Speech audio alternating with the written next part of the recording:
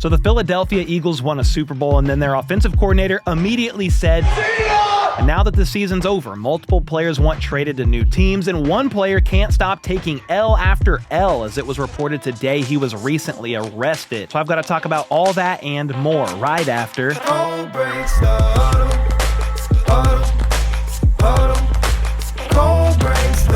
All right, so with the Super Bowl now behind us, thank God as a Chiefs fan, never want to talk about that again. That means we are officially now in the offseason, with some players wanting traded while others are already, sadly, getting arrested. But first, this came as no surprise, but it was announced earlier yesterday that Kellen Moore has officially taken the head coaching job for the New Orleans Saints. It's basically been done, or in theory been a done deal or close to a done deal for a while. They just couldn't technically announce it because obviously Philly was still alive in the playoffs. I actually talked more in depth about Kellen Moore and the job that awaits him in New Orleans a couple weeks back if you want to check it out. But that roster has a lot of holes. They need a ton of help and they don't have any cap space. So I'm curious to see how quickly, if at all, Kellen Moore can get things turned around. You have to give him credit. He was a former quarterback and has always specialized more in the pass game, but the Eagles' identity was to run the ever-loving piss out of the football this year. I mean, it may seem easy to do when you have the best O-line and best running back in football,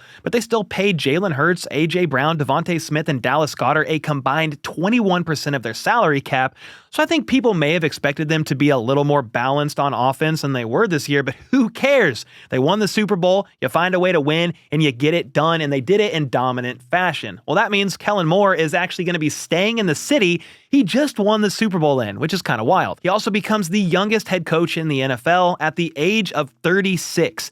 It looks like he's already busy assembling his staff as well. The word is that former Chargers head coach Brandon Staley is in serious consideration to become the defensive coordinator. The two have history together. Moore was actually the OC of the Chargers in 2023 during Staley's last season there. He was most recently, talking about Staley, the assistant head coach of the 49ers this past season, since it's over technically, but was the defensive coordinator for the Rams during the 2020 season when they had the number one defense in terms of both yards and scoring. Well, coming off of that impressive year, the Chargers hired him to be their head coach, and despite being a supposed defensive mastermind, they ranked towards the bottom of the league in defense all 3 years that he was there. And that's with having players like Joey Bosa, Khalil Mack, Derwin James, Asante Samuel Jr.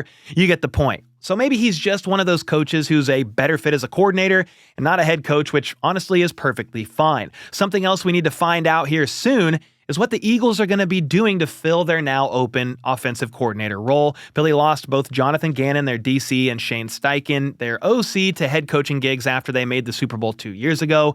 They then let their previous offensive coordinator, Brian Johnson, go at the end of the 2023 season before hiring Kellen Moore, so they certainly aren't new to the constant changes in their assistant coaches. Now, Zach Berman, who covers the Eagles, said that the team has been bracing for Kellen Moore to leave for the past couple of weeks, but this time around they were more prepared for the departure of their OC, and they already have a top internal candidate to replace him.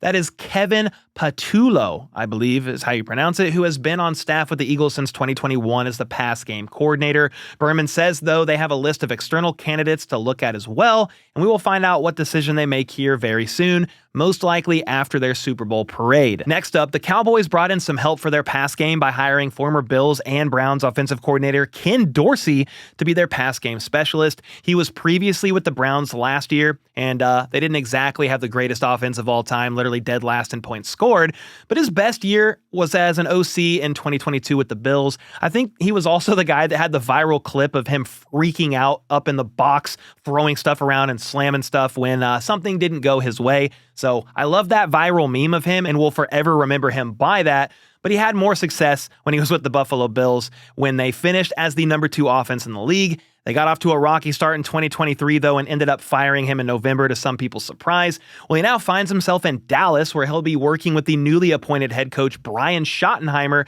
as they try to get the Cowboys back into playoff contention.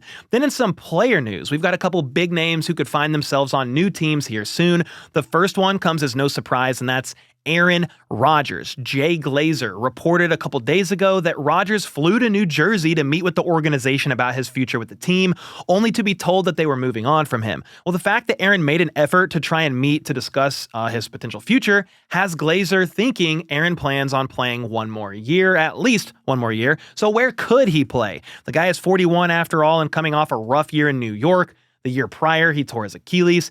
There are plenty of teams that need a bridge quarterback, even if, again, just for a year. Some people think he's going to go to the Raiders or could go to the Raiders, and honestly, that would not shock me. They have Pete Carroll as their head coach, Tom Brady as a minority owner, and recently made Chip Kelly the highest paid offensive coordinator in the league. You got to do what you can to compete and try to fight in the AFC West because the Chargers, the Chiefs, and the Broncos all made the playoffs last year. So they're trying to make moves, but the 6th overall pick in the draft is what they have.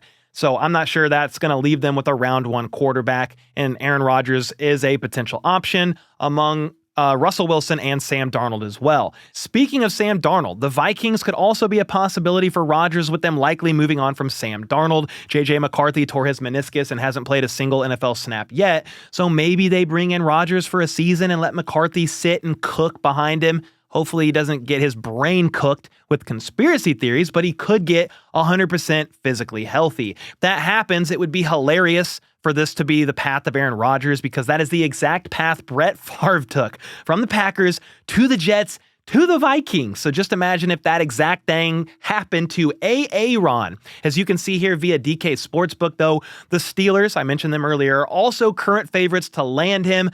But we shall see. Aaron's going to weigh out his options, see if the money would be worth it, and if not, he could always retire. And then the other player that could soon be on the move is Deebo Samuel. The 49ers granted him permission to seek a trade after he told the team during his exit interview he wanted to play for somebody else. This actually isn't the first time he's requested a trade either. The first time was back in 2022, but that was believed to be more centered around contract negotiations, whereas this is more of a football move. If you remember back in December, people were getting on him for his lackluster numbers, and he tweeted, "I'm not struggling, just not getting the ball." Well, shortly after that, he had a horrible drop on 3rd and 10, and at the time led his team in drops. So that was a funny moment to remember. But again, the 49ers did not have a great season last year, so maybe he wants to go somewhere else and just start fresh, even though he is 29 years old. He's still a multifaceted Swiss Army knife type of wideout, running back, hybrid that you can use in an offense, and a team would probably welcome that if the 49ers can find a trade partner. He had 93 touches throughout the 2024 season, but only 51 receptions for 670 yards and 3 touchdowns. His numbers are definitely down and nowhere near his 2021 season, which was the high point of his career. He's also not your typical wideout either and has taken a lot of hits in his career because of his use behind the line of scrimmage. So while we may never see that type of production from him again, he can still be a valuable asset for a team looking for a player of his multifaceted skill set. I honestly think the Niners would be fine without him as well. You've got Ricky Pearsall, Jawan Jennings, Brandon Ayuk. We'll see if he plays this year or not because of that serious knee injury he had. And then you have George Kittle as well. So you got a lot of players on offense already. And they're looking to pay Brock Purdy here sooner rather than later and may need to shed some of the bigger contracts eventually. The problem is San Francisco just restructured Deebo's contract before the season, and now if they trade him, they'll take on over $30 million in dead money. That'll make it challenging, but the Bills absorbed a similar dead cap hit to trade Stephon Diggs last season, so it's certainly not impossible. And then earlier today, another player actually requested a trade, and that was Bengals linebacker Germaine Pratt. He's a team captain and actually led them in tackles last season and was only one of 3 players with 140 plus tackles and 6 or more turnover plays, along with Zach Bond and Zaire Franklin. So that's some elite company. Great player. He will be 29 soon, so aging but not yet old in football years. A team that would get him would be lucky to have him. But either way, this came as a bit of a surprise to some. Ian Rappaport shared that Pratt was close with former defensive coordinator Lou Anarumo, who they recently fired, and that likely has something to do with the request. This doesn't mean that Cincy has to grant a trade request, though, and they could just keep him and try to iron things out. Pratt will be on the final year of his contract next season, so the front office and Cincy would probably be wise to get whatever they can for him now before he walks for nothing in free agency at the end of the season, unless they just say, screw it, we'll have him just play out the final year of his deal because he is a valuable player after all. And then I hate to talk about BS like this, but another player isn't wanting traded since he's a free agent and may not get picked up by another team because he found himself recently getting arrested. Well, that was former first-round pick of the Giants and technically a two-time Super Bowl champ with the Kansas City Chiefs, wide receiver Kadarius Toney. TMZ, they are reliable, although annoying. They are reliable when it comes to issues like this, arrests, all that. Well, they reported today that Toney was arrested last week over allegations that he strangled a woman back on January 14th. This is pretty disturbing. I'm not going to lie to you here, so this is a trigger warning for everybody. If you want to get out of here, do it now. But if you want to know, here we go. Basically, according to the police documents, Toney put his hand around a woman's throat during a dispute at a residence in Georgia to the point where she wasn't able to breathe. She allegedly had red marks on her neck and hemorrhaging in her eyes. Toney then grabbed her phone as well to prevent her from dialing 911, according to this report. A warrant was issued for his arrest on January 15th as a result of this, and jail records indicate he was booked on February 6th on one charge of aggravated assault, strangulation, and one charge of obstructing/harassing 911 calls. That's all we really have at the moment, but you can obviously see a photo of his mugshot, so he really was booked, and it's important to remember that he's innocent until proven guilty. You got to let the process play out, all that good stuff. But I can confidently say that if he is indeed guilty, this man does not belong in the NFL, should never be able to play again. I mean, he was already on his way out of the league as one of the biggest